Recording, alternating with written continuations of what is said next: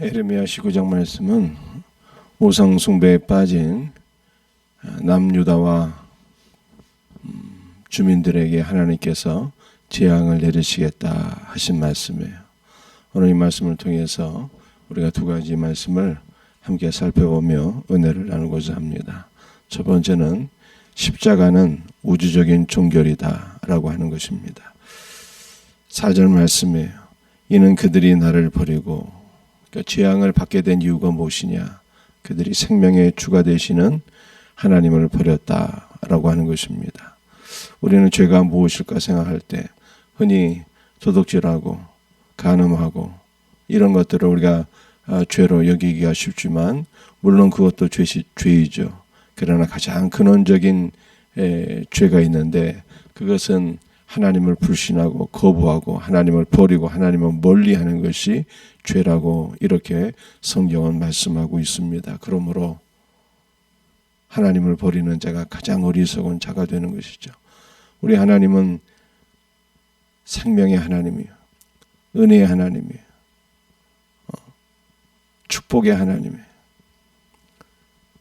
복의 근원 되신 하나님을 버리고 멀리하는 것은요, 가장 어리석은 일이죠. 뭐가 가장 지혜로운 일입니까? 은혜와 생명과 복이 되시는 만복의 근원 되신 하나님이잖아요. 만복의 근원 되신 하나님을 가까이 하는 것이 복이다 이 말. 잘 만나야 된다고 하지 않습니까? 늘 실패하는 사람을 가까이 하게 되면 실패하게 되고, 늘 성공하는 사람을 가까이 하게 되면은 선한 영향력을 받아서 또 성공하게 되는 것처럼, 우리가 누구를 가까이 하는가가 참으로 중요한 일인데, 우리는 하나님을 버리는 것이 아니라 하나님을 선택하고, 사실은 우리가 하나님께 선택을 받은 것이죠. 선택받은 자들이 더욱더 하나님을 가까이 할 수 있는 복된 은혜가 있기를 주 예수의 이름으로 축복합니다. 하나님을 버린 결과 어떻게 되었어요? 하나님을 버린 결과 5절 말씀을 보면 바알을 위하여 자녀들을 번제로 불살라 드리는 이 끔찍한 죄를 짓게 되었습니다. 6절 말씀을 보면 그러므로 보라 다시는 이것을 도벳이나, 여러분들 도벳은 불의 장소다라고 하는 뜻을 갖고 있어요. 불. 우상 숭배하고 관련이 된 거예요.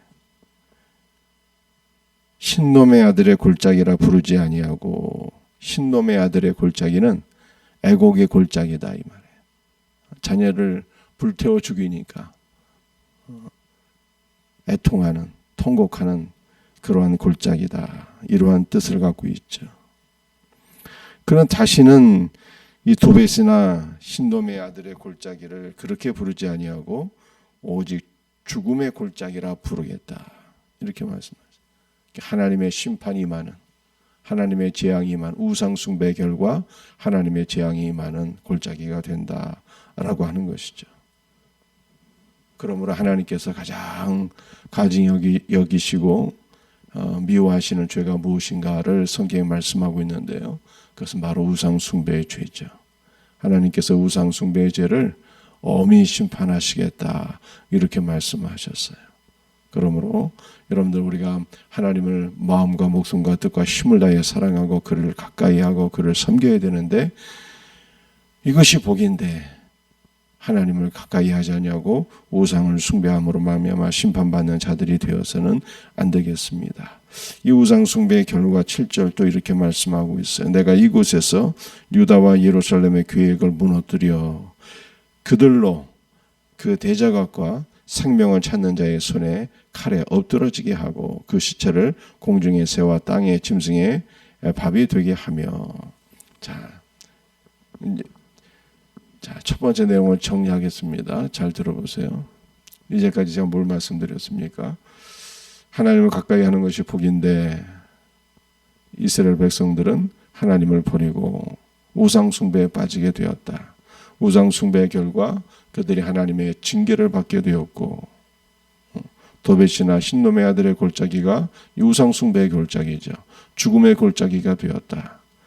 우상을 숭배하는 자들 하나님께서 칼에 죽게 하셨다. 이렇게 요약이 되는 거예요. 그런데 제가 첫 번째 메시지의 제목을 뭐라고 말씀드렸습니까? 십자가는 우주적인 종결이거든요.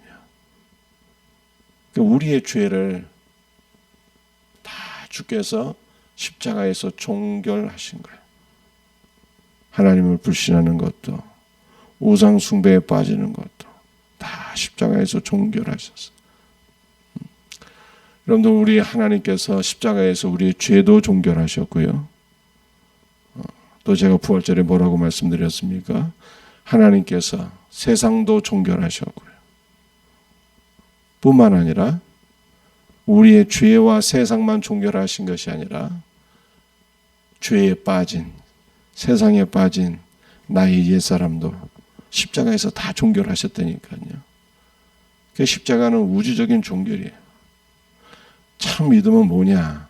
이것을 믿는 것이 믿음이에요.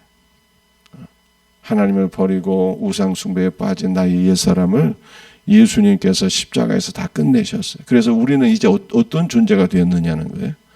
완전히 새로운 존재가 되었는데요. 죄와는 상관없는 존재가 되었어요. 세상과 상관없는 존재가 되었고 우상 숭배와 상관없는 존재가 되었어요. 하나님께서 우리의 본성, 우리의 마음을 다 바꿔주셔. 새 영을 부어주시고 새 마음을 허락해 주시고 우리의 존재를 완전히 새롭게 하셔서 이제는 우리가 무엇이 가능하게 된 것입니까? 마음과 목숨과 뜻과 힘을 다하여 하나님을 사랑하는 것이 가능하게 되었다니까요. 이것을 믿어야 돼요. 예수님께서 다 바꿔주셨어요. 죄와 우상 숭배, 세상을 추구하며 살던 나를 끝내신 거예요. 십자가에서. 그리고 나를 새롭게 하셨어요. 그래서 이제는 죄와 우상 숭배, 세상에 빠지지 않고 하나님을 사랑하며 하나님을 위해서 사는 새 존재가 되게 하셨다니까. 이미 그렇게 하셨어요. 예수님께서. 이것을 믿고 살아야 된다는 거예요. 이 믿음이 있을 때 우리는 죄로부터 승리하게 되고 세상으로부터 승리하게 되고 우상 숭배로부터 승리하게 되는 거예요. 이 믿음이 있기를 주 예수의 이름으로 축복합니다. 두 번째 우리가 함께 나눌 말씀은요, 저주가 복이라는 거예요. 이해하기 힘들죠. 우리는 복이 복이고 건강한 것이 복이고 물질이 복이고 형통한 것이 복이고 이렇게 생각하는데 성경은요, 저주가 복이다 이렇게 말씀하고 있어요. 8절 말씀.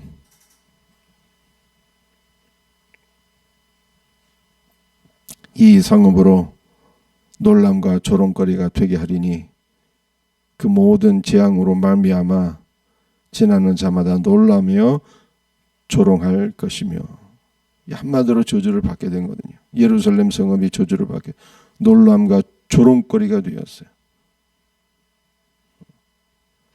지나는 자마다 고개를 절레절레 흔들게 되었어요. 어찌하여 이 성읍이 이렇게 저주를 받게 되었는가.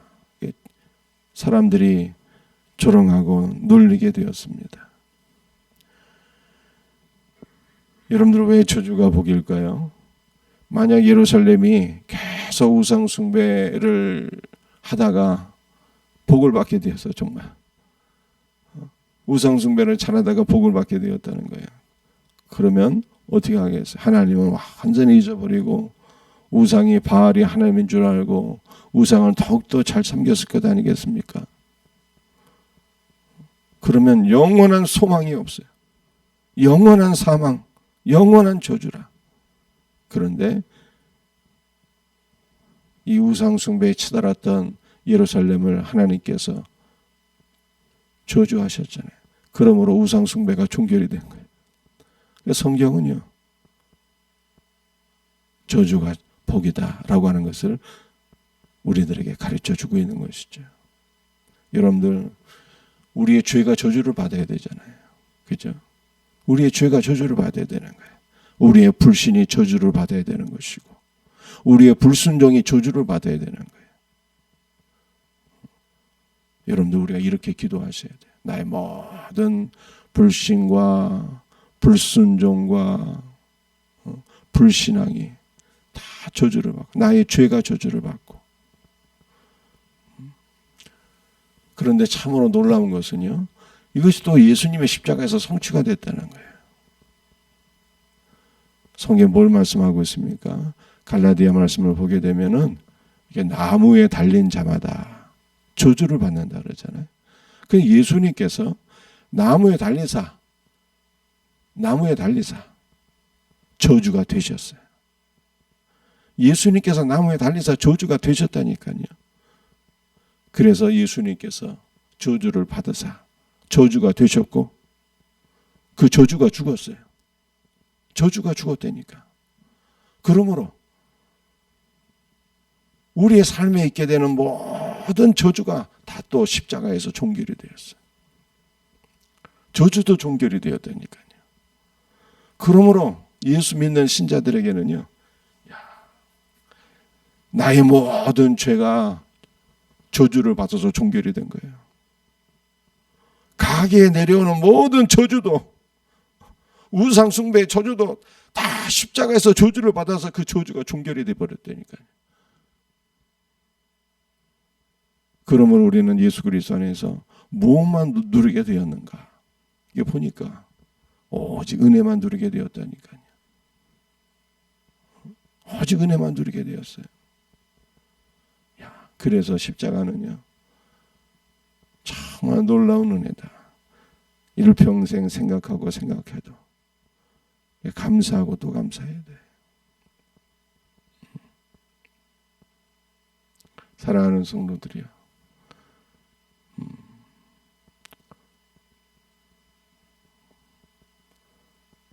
어저께 목사님들 모임이 있어갖고 잠깐 참석했는데 뭐가 감사하냐고 다 물어보더라고. 여러분들은 뭐가 감사하십니까? 나는 뭐가 감사한가? 잘 생각하고 늘 감사하는 자가 돼야 돼. 늘 감사하는 자가. 감사의 마음을 갖고 감사를 입으로 고백하고 하나님께 감사의 예물을 드리고 늘 감사하는 자가 돼야 돼.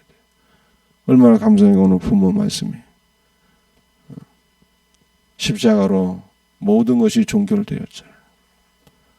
모든 것이 새롭게 시작되었어요. 예수 그리스도 안에서 모든 저주는 끝나고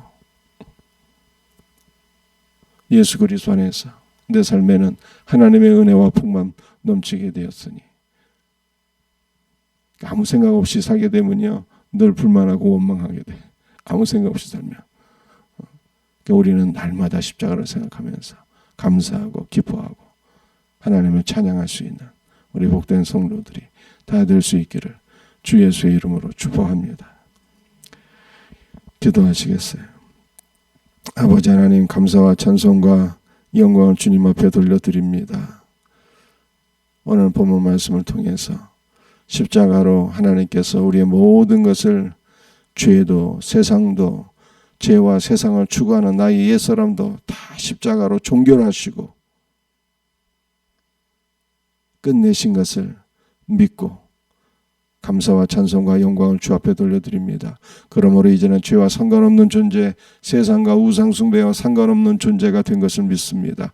오직 마음과 뜻과 힘을 다하여 주 너희 하나님을 사랑하라 말씀하신 대로 하나님을 사랑하며 순종하는 존재가 된 것을 믿습니다.